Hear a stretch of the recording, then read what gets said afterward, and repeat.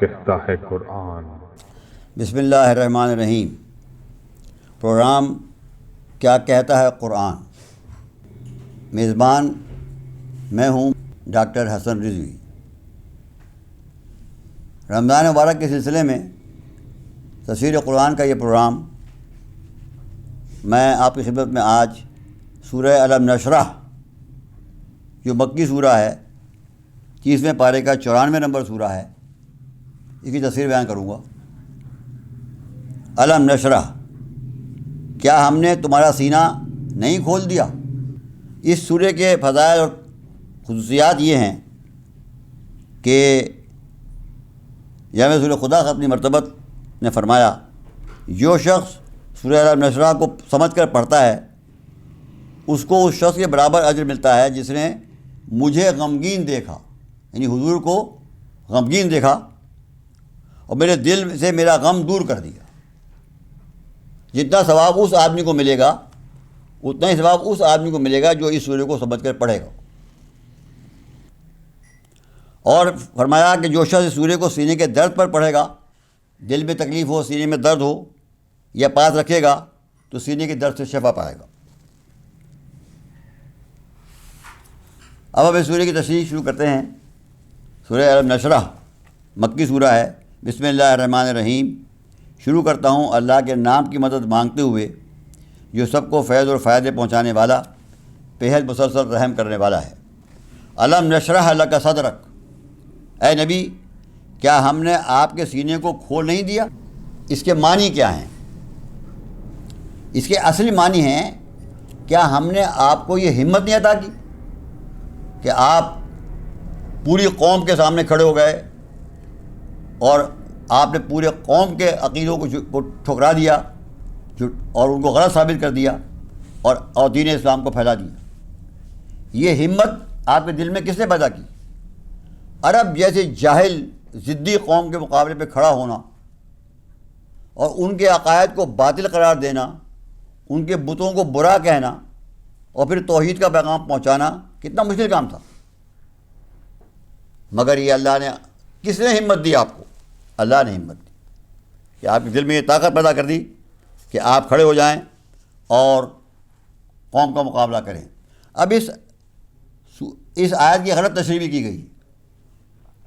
سینہ کھولنے کے معنی ہیں ہمت دینا، کہ ایک دن جبرائیل آئے، جامع رسول خدا کو دبوچ لیا، ان کا سینہ کاٹا اور دل نکالا، دل کو صاف کیا اور پھر سینے میں فٹ کر دیا، اور اسے کہا گیا کہ آپ کے ہم نے دل کو، سینے کو کھول دیا۔ یہ مطلب محاورے کے خلاف ہے۔ تمام مفسرین نے، بڑے بڑے مفسرین نے اس کو رد کیا ہے، حتیٰ کہ مولانا مودودی صاحب اور امام راغب تک نے لکھا کہ ایسی باتوں کو حدیث یا روایات کے راویوں سے جانچنا چاہیے۔ ایسی اوٹ پٹانگ باتیں قرآن سے ثابت کرنے کی کوشش نہیں کرنی چاہیے۔ عربی ادب میں شرح صدر کبھی شق صدر، دل پھاڑنے، کاٹنے، نکالنے کے معنی میں نہیں آتا۔ یہ محاورہ ہے کہ ہم نے تمہارا سینہ نہیں کھول دیا، اس کے معنی نہیں کہ سینہ کاٹا اور دل نکالا۔ ہم نے تمہارے دل میں یہ طاقت پیدا کر دی، ہمت پیدا کر دی کہ تم کھڑے ہو جاؤ اور اللہ کی پیغام کو پہنچاؤ۔ حضور فرماتے ہیں کہ میں نے اپنے پالنے والے مالک سے پوچھا، مالک آپ نے مجھ سے پہلے کسی نبی کو ہواؤں پر اختیار دیا، کچھ انبیاء نے مردے زندہ کیے، تو آپ نے مجھے کیا دیا؟ تو اللہ نے فرمایا، کیا تم یتیم نہ تھے کہ میں نے تمہیں پناہ دی؟ میں نے کہا جی ہاں۔ پھر اللہ نے فرمایا، کیا تم حیران نہ تھے میں نے تمہیں ہدایت کی کہ کیسے قوم کی ہدایت کرو؟ میں نے کہا ہاں۔ فرمایا، میں نے کیا تمہارے سینے کو کشادہ نہیں کیا، تمہیں ہمت نہیں دی کہ تم پوری قوم کا مقابلہ کرو؟ میں نے کہا ہاں۔ کیا میں نے تمہاری پشت کا بوجھ ہلکا نہیں کیا، تمہارا کام آسان نہیں کیا؟ میں نے کہا ہاں میرے پالنے والے مالک۔ یہ باتیں حضور کو اللہ نے عطا فرمائیں کہ آپ کے سینے کو کھول دیا، آپ نے پوری قوم کا مقابلہ کیا۔ الم نشرح لک صدرک، اور پھر فرمایا وَوَضَعْنَا عَنْكَ وِزْرَكَ الَّذِي أَنْقَضَ ظَهْرَكَ، اور آپ پر سے وہ ذمہ داری کا بھاری بوجھ کہ پوری قوم کو ہدایت کرنا، پوری دنیا کو ہدایت کرنا، اتارا، جو آپ کی کمر کو توڑے ڈال رہا تھا، اس بوجھ کو، جو آپ پہ ذمہ داری کا بوجھ تھا، بوجھ سے مطلب کوئی مٹی کا بوجھ نہیں تھا، پتھروں کا بوجھ نہیں تھا، یہ ذمہ داری جو اللہ نے دی تھی آپ پر کہ آپ پوری دنیا کی ہدایت کریں، اس ذمہ داری کے بوجھ کو آپ کے اتارا، ہلکا کیا۔ وہ بوجھ جو آپ کی کمر کو توڑے ڈال رہا تھا، اس کو ہم نے ہلکا کر دیا۔ حضور نے فرمایا کہ اس بوجھ کو اللہ نے ہلکا کیا، اور وہ ہلکا کیا علی کے ذریعے سے۔ علی نے آپ کی مدد کی، اور آپ کا غم دور کیا اللہ نے ابو طالب کے ذریعے سے، آپ کو غنی کیا اللہ نے حضرت خدیجہ کے ذریعے سے، اور آپ کے بوجھ کو ہلکا کیا علی بن ابی طالب کے ذریعے سے۔ اور تفسیر کبیر اور تفسیر نمونہ، تفسیر اہل بیت میں لکھا ہے کہ رسول کا بوجھ اس طرح ہلکا ہوا، یتیم تھے، حضرت ابو طالب سے کفالت کروائی، اس طرح یتیمی کا بوجھ ہلکا ہو گیا۔ حضرت خدیجہ سے شادی کے ذریعے خدا نے نے فقر و فاقے کا بوجھ ہلکا کر دیا، اور سینے کو کھولنے کے ذریعے سے حضرت علی کی ولایت و محبت سے ہوئی۔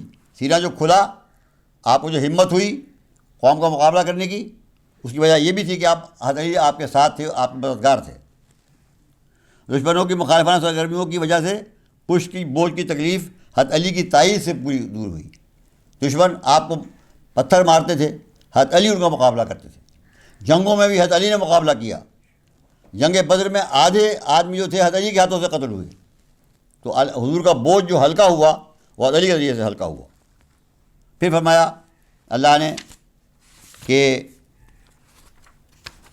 وَرَفَعْنَا لَكَ ذِكْرَكَ، اور ہم نے آپ کے ذکر کو بلند کیا۔ وَرَفَعْنَا لَكَ ذِكْرَكَ، ہم نے آپ کے ذکر کو بلند کیا۔ دیکھیے، آپ دنیا میں اربوں کھربوں انسان پیدا ہوئے ہیں، لیکن آج بھی آپ دیکھیے کوئی ایک انسان بھی ایسا نہیں ہے جس کا نام 5 دفعہ اذان میں لیا جائے، اقامت میں لیا جائے، تشہد میں لیا جائے، نماز میں لیا جائے، وہ صرف حضور کی ذات۔ یہ ہے وَرَفَعْنَا لَكَ ذِكْرَكَ۔ پھر آپ دیکھیے زمین جو ہے وہ گول ہے، یہاں اگر صبح کی نماز کا وقت ہو رہا ہے تو کہیں ظہر کی نماز کا وقت ہو رہا ہے، تو کہیں عصر کی نماز کا وقت ہو رہا ہے، تو کہیں مغرب کی نماز کا وقت ہو رہا ہے، تو کہیں عشاء کی نماز کا وقت ہو رہا ہے۔ ہر جگہ اذان ہو رہی ہے، ہر وقت، اور ہر وقت حضور کا نام بلند ہو رہا ہے۔ وَرَفَعْنَا لَكَ ذِكْرَكَ، تفسیر ہے ہم نے آپ کا نام بلند کیا، عزت دی۔ اور جیسے میں نے احساس کیا کہ آج بھی یہ بات لکھی ہوئی ہے کہ جتنے نام دنیا میں حضور کے نام پر رکھے گئے ہیں، کسی آدمی کے نام پر نہیں رکھے گئے ہیں۔ یہ بھی ذکر کی بلندی ہے، وَرَفَعْنَا لَكَ ذِكْرَكَ کی تفسیر ہے۔ پھر اللہ فرماتا ہے کہ یہاں پر ایک روایت پڑھتا ہوں، ابو سعید خدری سے روایت ہے کہ جب رسول خدا نے فرمایا، جبریل میرے پاس آیا، مجھ سے پوچھا آپ کو معلوم ہے کہ آپ کے رب نے آپ کا نام کس طرح بلند کیا؟ میں نے کہا میرا رب بہتر جانتا ہے۔ جبریل نے کہا اللہ فرماتا ہے جہاں کہیں اور جب کہیں بھی میرا ذکر ہوگا، میرے ذکر کے ساتھ ساتھ تمہارا ذکر ہوگا، اس طرح تمہارا نام بلند کیا۔ ابو نعیم، ابن جریر، ابن ابی حاتم، ابن مردویہ، ان سب نے اس بات کی روایت بیان کیا ہے کہ حضور نے فرمایا جہاں اللہ کا نام آئے گا وہاں رسول کا نام بھی آئے گا۔ یہ کتنی بڑی بات ہے، یہ جو سارے کائنات کا مالک، خالق، پیدا کرنے والا، پالنے والا مالک ہے، اس کے نام کے ساتھ حضور کا نام۔ اسی آپ دیکھیے اذان میں جب کہتے ہیں اللہ اکبر، اشہد ان لا الہ الا اللہ، اس کے بعد کہتے ہیں اشہد ان محمد رسول اللہ۔ اللہ کے نام کے ساتھ آیا نہیں آیا؟ اقامت میں آیا کہ نہیں آیا؟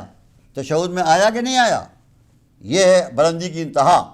اس سے بلندی کیا ہو سکتی ہے کہ اللہ کے نام کے ساتھ حضور کا نام آتا ہے۔ اس لیے شاعر نے کہا بعد از خدا بزرگ توئی قصہ مختصر، اللہ کے بعد سب سے بلند ذات جو ہے وہ حضور کی ذات ہے۔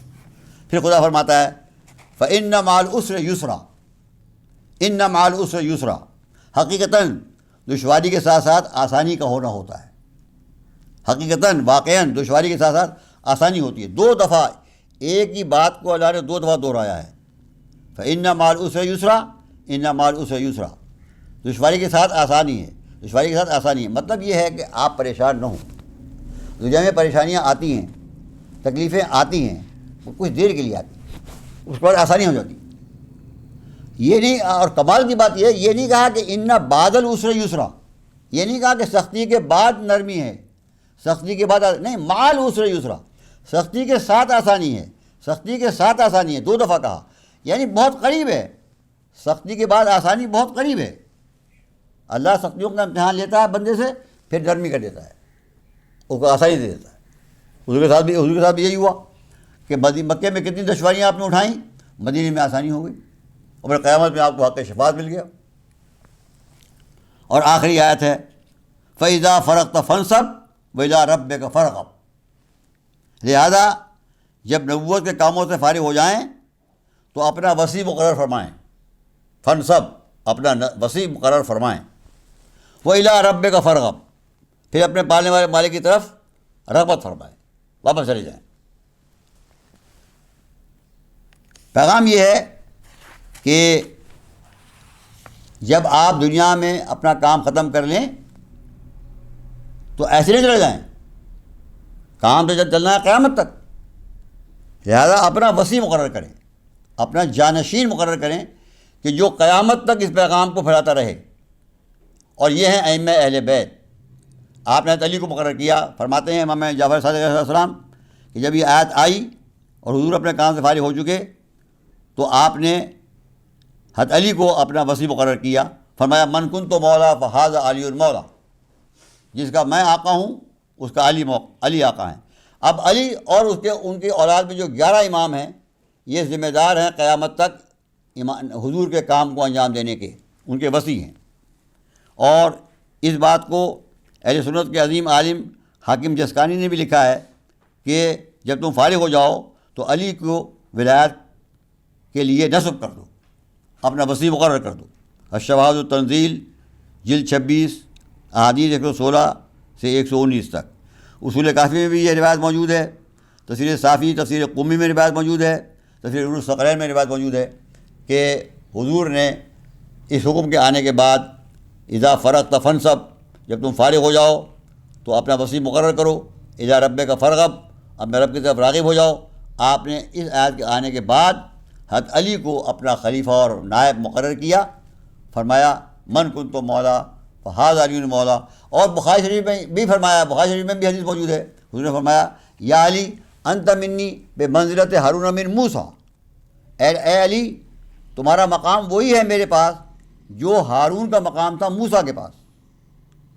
ہارون بھی حضرت موسیٰ کے خلیفہ تھے، علی جو ہیں وہ رسول کے خلیفہ ہیں۔ ہارون نے وہی پیغام پہنچایا جو موسیٰ کا پیغام تھا، حضرت علی نے بھی وہی پیغام پہنچایا جو رسول کا پیغام تھا۔ تو یہ اللہ کا حکم تھا، اللہ کے حکم پر حضور نے اپنا نائب حضرت علی کو مقرر فرمایا۔ دوسرا سبق ہم کو اس سورہ سے یہ ملتا ہے کہ مشکلات میں انسان کو پریشان نہیں ہونا چاہیے۔ مشکلات آتی ہیں ہمارا امتحان لینے کے لیے، ہماری صلاحیتوں کو بیدار کرنے کے لیے۔ جب ہم مشکلات کا مقابلہ کرتے ہیں تو ہماری صلاحیتیں بیدار ہوتی ہیں، ہم میں قوت پیدا ہوتی ہے، ہم میں ہمت پیدا ہوتی ہے، اور ہم کامیاب ہونے کے بعد سرفراز ہوتے ہیں، آگے بڑھتے ہیں۔ یہ طریقہ ہے اللہ کا امتحان لینے کا۔ اقبال نے کہا تندیے باد مخالف سے نہ گھبرا اے عقاب، تندیے باد مخالف سے نہ گھبرا اے عقاب، یہ تو چلتی ہے تجھے اونچا اڑانے کے لیے۔ جب یہ ہوائیں چلتی ہیں تو اونچا اڑتا ہے عقاب۔ تو یہ ہماری جو مخالفتیں اور مشکلات جو آتی ہیں ان سے انسان کو گھبرانا نہیں چاہیے، ان کا مقابلہ کرنا چاہیے، اسی سے وہ ترقی کرے گا، امتحان میں کامیاب ہوگا، بلند درجات حاصل کرے گا۔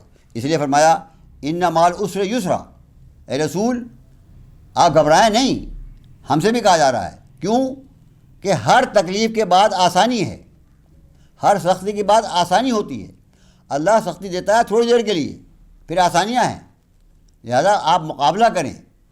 انسان کو چاہیے مصیبتیں آئیں تو اس کا مقابلہ کرے، اللہ پہ توکل کرے۔ قرآن میں خدا نے فرمایا ہے من یتوکل علی اللہ فہو حسبہ، جو اللہ پر بھروسہ کرتا ہے پھر اللہ خود اس کے لیے کافی ہو جاتا ہے۔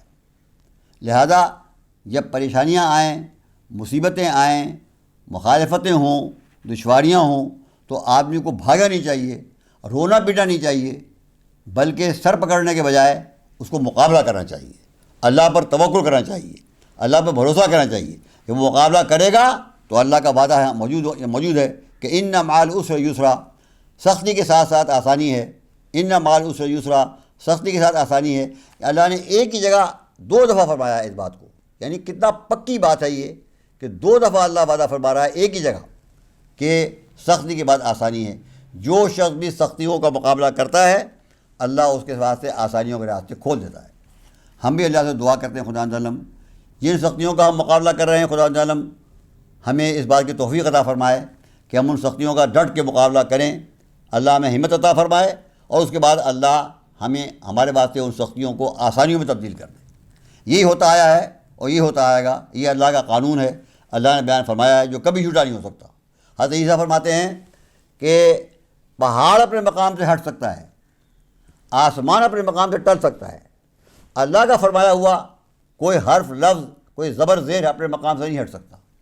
جب اللہ نے یہ فرما دیا کہ ان مع العسر یسرا، ان مع العسر یسرا، سختی کے بعد آسانی ہے، سختی کے ساتھ آسانی ہے، سختی کے ساتھ آسانی ہے، تو ہمیں یقین کرنا چاہیے کہ ہمارے ساتھ سختیاں اگر ہیں وہ سختیاں ختم ہو جائیں گی اور آسانیاں آ جائیں گی انشاءاللہ۔ آمین ثم آمین۔ وآخر دعوانا ان الحمد للہ رب العالمین۔ بسم اللہ الرحمن الرحیم۔